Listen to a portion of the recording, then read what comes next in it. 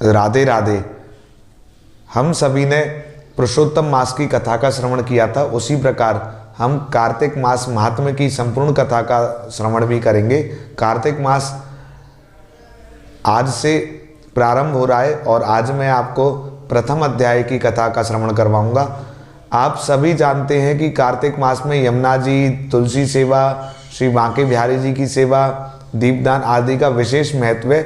इसलिए प्रतिदिन कथा आरंभ करने से पहले हम श्री बांके बिहारी जी की मंगल चौखट के दर्शन करेंगे, तुलसी जी के दर्शन करेंगे एवं मैं आपको यमुना जी के भी दर्शन करवाऊंगा प्रतिदिन कथा आरंभ करने से पहले, ताकि हमको कथा श्रवण का तो लाभ मिलेगा ही मिलेगा, साथ ही साथ यमुना जी के दर्शन करने से, तुलसी जी के दर्शन करने से एवं बांके बिहारी जी की चौखट पर हम माथा टेकेंगे तो उसका भी हमको असीम फल प्राप्त होगा।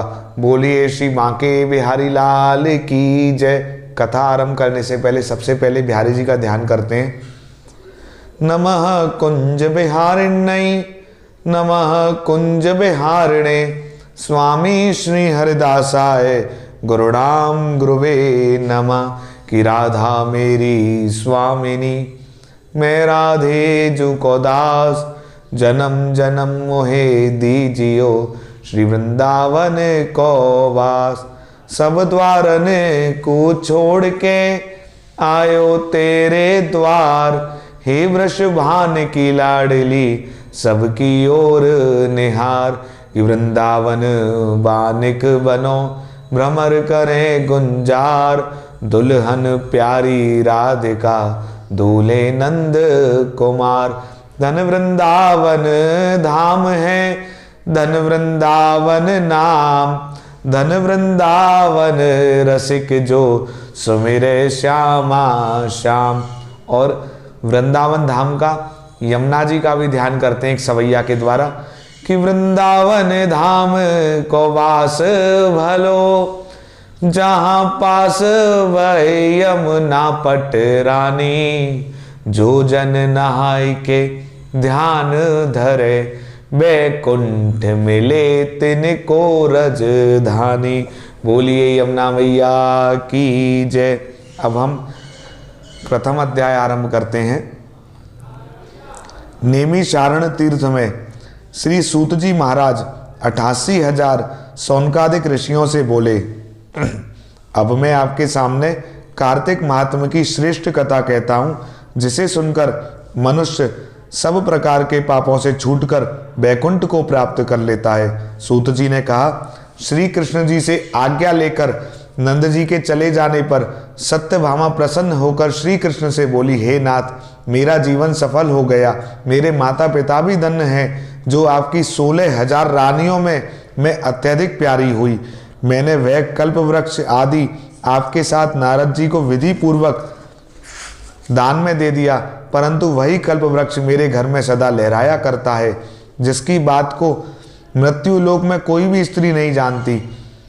हे स्वामी, अब मैं आपसे पूछना चाहती हूँ, सो विस्तार पूर्वक कहिए, जिसे सुनकर मैं अपने हित कार्य करूं, जिसके करने से कल्प पर्यंत भी आप मुझसे विमुख ना हो। सूत जी कहने लगे।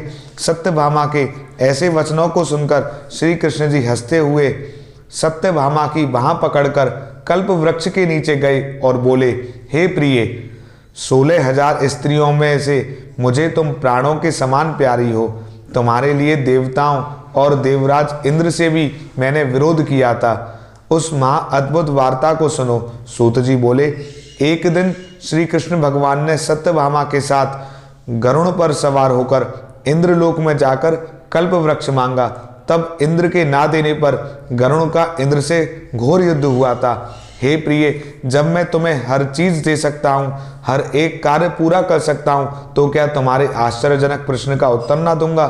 यह सुन सत्यभामा बोली, हे प्रभु, पूर्व जन्म में मेरा कैसा स्वभाव था, मैं किसकी पुत्री थी और मैंने कौन से दान, व्रत या तप नहीं किए जिससे मुझे मृत्यु लोक में जन्म लेना पड़ा, और ऐसे कौन से शुभ कर्म किए कि यहाँ आकर मैं आपकी अर्धांगिनी हुई और आप गरुड़ पर सवार होकर मुझे साथ में लिए इंद्र आदि देवताओं के स्थानों में फिरते हो। तब भगवान बोले, हे कांते, तुम पूर्व जन्म में किसकी पुत्री थी, कौन से पुण्य और व्रताधिक तथा शुभ कार्य तुमने किए थे वह सब कहता हूँ। पूर्व समय में सतयुग के अंत में मायापुरी में वेदों और यज्ञों को जानने वाला देव शर्मा नाम का ब्राह्मण रहता था। वह रोज अतिथियों की सेवा, हवन और सूर्य भगवान की पूजा किया करता था, इसलिए सूर्य की तरह तेजस्वी था। उस ब्राह्मण के बुढ़ापे में एक गुणवती नाम की कन्या हुई, जिसका विवाह उस पुत्रहीन ब्राह्मण ने अपने चंद्र नाम के शिष्य के साथ कर दिया और वे दोनों पिता पुत्र की तरह रहने लगे। एक समय वे दोनों कुशा और समिधा लेने के लिए वन में हिमालय की तलहटी में पहुंचे तो उन्होंने एक राक्षस को अपनी तरफ आते देखा, जिसके भय से उनके शरीर शिथिल हो गए और उनमें भागने की शक्ति भी नहीं रही। तब राक्षस ने दोनों को मार डाला। उनके धर्मात्मा होने के कारण मेरे पार्षद उनको बैकुंठ में ले गए, क्योंकि उन्होंने आजीवन सूर्य की पूजा की थी। इसलिए मैं दोनों पर अति प्रसन्न हुआ। जब वे दोनों विमान पर चढ़े हुए सूर्य के समान तेजस्वी रूपवान चंदन और माला धारण किए हुए बैकुंठ में आए, तब मेरे पास दिव्य भोगों के भोग भोगने लगे। बोलिए बांके बिहारी लाल की जय, स्वामी श्री हरिदास जी महाराज की जय। जय जय श्री राधे। आज हमने कार्तिक मास में की संपूर्ण कथा के अंतर्गत प्रथम अध्याय का श्रवण किया है और हम बिहारी जी से भी यही प्रार्थना करते हैं कि बांके बिहारी जी की भक्ति हम सभी को मिले, उनकी कृपा हम सभी पर सदैव बरसती रहे और जिस प्रकार उनकी कृपा से हमारा पुरुषोत्तम मास सफल हुआ था, उसी प्रकार बिहारी जी की कृपा से कार्तिक मास महात्म की हम संपूर्ण कथा सुने, बिहारी जी की सेवा करें, दर्शन करें। बोलिए श्री बांके बिहारी लाल की जय, यमुना मैया की जय, तुलसा मैया की जय। जय जय श्री राधे। श्री कुंज बिहारी श्री हरिदास। वीडियो को शेयर करना ना भूलें ताकि अन्य लोग जिनको नहीं पता या जो चैनल और पेज से नहीं जुड़े हुए वो भी कथा का श्रवण का आनंद लें। और यदि आपने अभी तक फेसबुक पेज लाइक नहीं किया है तो Banke Bihari temple Facebook page को एवं यूट्यूब चैनल श्री बांके बिहारी जी को सब्सक्राइब करें। बांके बिहारी जी की कृपा आप सभी पर सदैव बरसती रहे। और आखिर में हम बिहारी जी से यही प्रार्थना करते हैं कि बिसरियो ना बिसारियो, यही दान मोहे दीजियो, श्री हरिदास के लाडले मोहे अपने कर लीजियो। श्री कुंज बिहारी श्री हरिदास।